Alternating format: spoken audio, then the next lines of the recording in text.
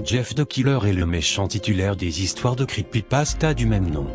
Il était à l'origine un jeune psychopathe latent qui a brutalement battu un trio qui s'en était pris à lui et à son frère Liu, dans la ville où il venait d'emménager. Liu se fit arrêter, ce qui a poussé Jeff dans une profonde dépression.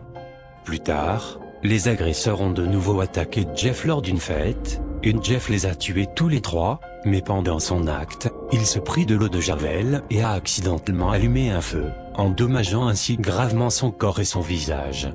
Au cours de cette lutte, l'esprit de Jeff fut définitivement tourmenté. Quand Jeff se réveilla, il était dans un hôpital. Quand les bandages ont été enlevés, son visage était devenu livide et défiguré par les brûlures, les lèvres rouges vives et d'une texture coriace.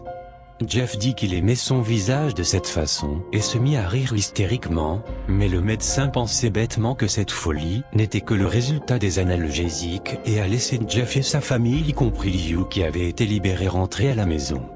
Plus tard cette nuit-là, la mère de Jeff a constaté qu'il avait sculpté sur son visage un sourire permanent, de sorte qu'il n'aurait plus à exercer d'efforts pour sourire, et a brûlé ses paupières afin qu'il puisse toujours voir son visage.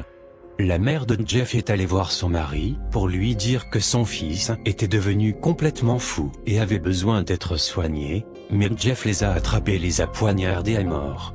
La mort des parents réveilla Liu, qui dut affronter son frère, en vain. Liu se trouvait à terre, avec Jeff qui se dressait au-dessus de lui, lui disant qu'il était sur le point d'enfoncer le couteau dans son corps. « Il faut que tu ailles dormir, et tout ira bien. » Quelque temps plus tard, un tueur inconnu a émergé et a fait une série de meurtres. Un garçon qui eut la chance de survivre aux attaques du tueur a décrit l'homme comme ayant une peau inhumainement pâle, un sourire hideux, et des yeux sombres, menaçants, ouverts en permanence.